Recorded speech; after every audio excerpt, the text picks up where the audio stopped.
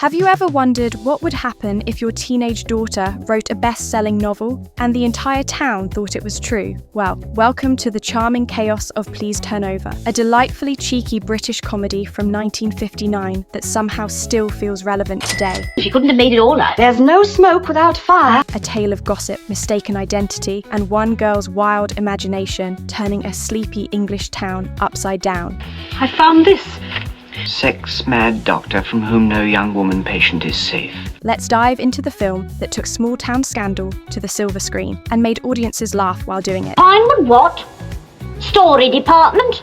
You got the wrong number. Please Turn Over opens in the most unassuming way possible. We are in a quiet, suburban English town where 17-year-old Jo Halliday, played with a wonderfully dreamy charm by Julia Lockwood, is living a life that can only be described as uneventful. Would you do a little job for me? Oh, yes.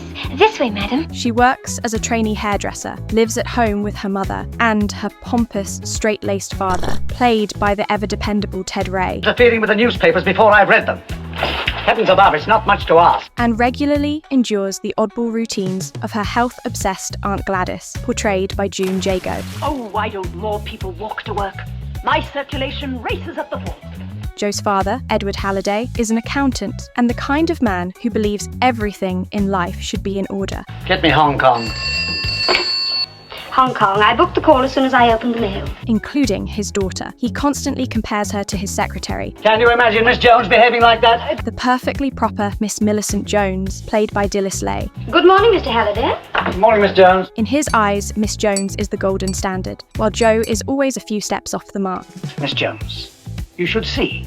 You should just see her put documents on my desk. But then everything changes. The quiet town wakes up to a shock when the local paper reveals that Jo has written a book, a scandalous novel titled Naked Revolt. And it's not just any book, it's a bestseller. Well, I'll go to the foot of our stairs.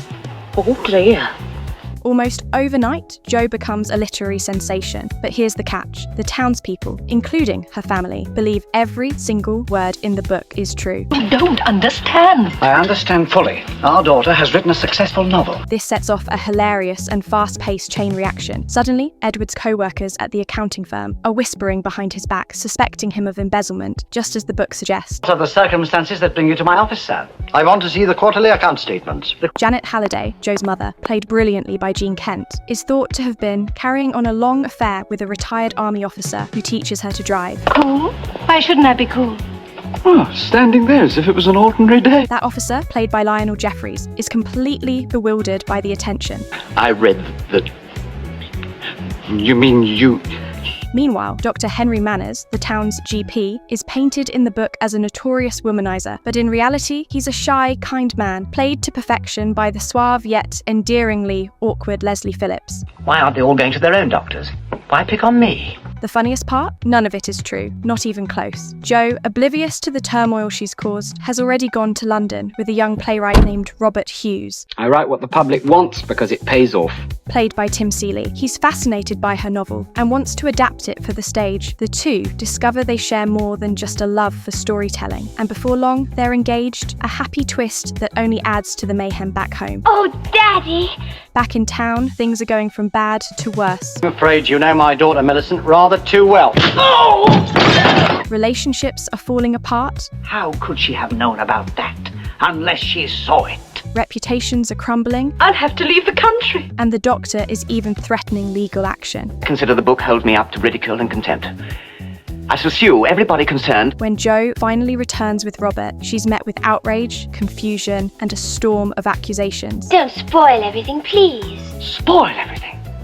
What's left to spoil? But just when it seems like everything might collapse, her father, the same man who once criticised her so harshly, surprises everyone. He stands up in her defence. I see my little girl on the threshold of a great career as a writer.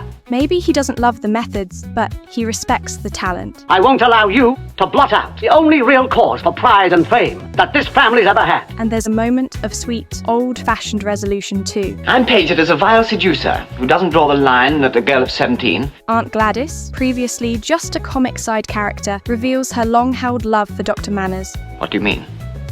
Where Aunt Eunice says, I love him. Calming his fury and adding a bit of warmth to the chaos. Because he wasn't afraid of his emotions. Neither am I.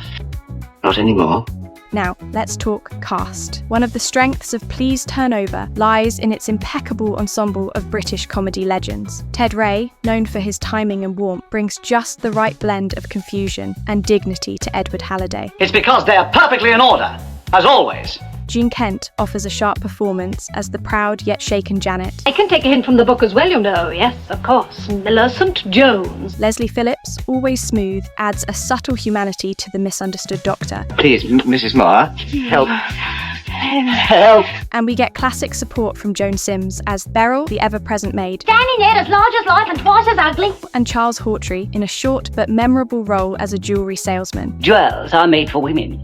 Rarely, sir, one meets a lady who is made for jewels. A scene stealer as always. Necklaces, bracelets, and teeny watches. Julia Lockwood, the heart of the film, had been known for child roles in the earlier part of her career, but here she shines with a subtlety and wit that made audiences take notice. Sounds philanthropic. Oh, it's not.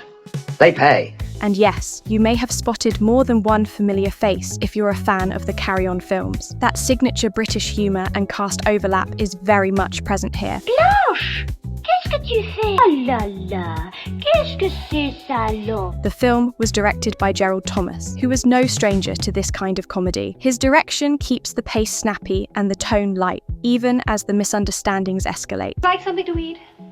How can you think of food at a time like this? As for filming locations, Please Turn Over was shot largely at Pinewood Studios, with some exteriors filmed in quintessential English suburbia. That setting is key.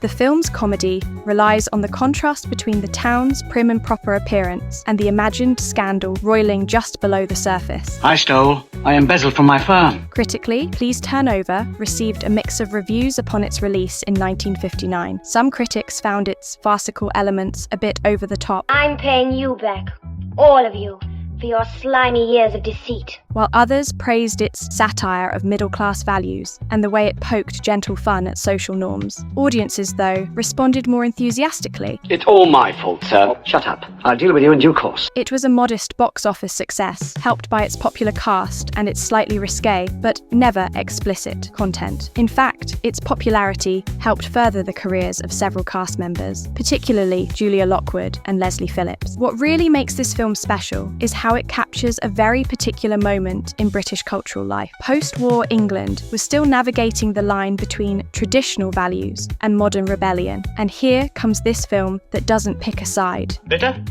Yeah, what do you think? Instead, it laughs at both. In many ways, Please Turn Over was ahead of its time, a precursor to the kind of media-fueled moral panic we'd see more and more in the decades to come. And even today, its message feels surprisingly relevant. So, if you're in the mood for a light-hearted classic filled with misunderstandings, quirky characters, and some seriously British humour, give Please Turn Over a watch. And hey, if you're ever thinking of writing a book about your family, maybe run a draft by them first. Can see it now.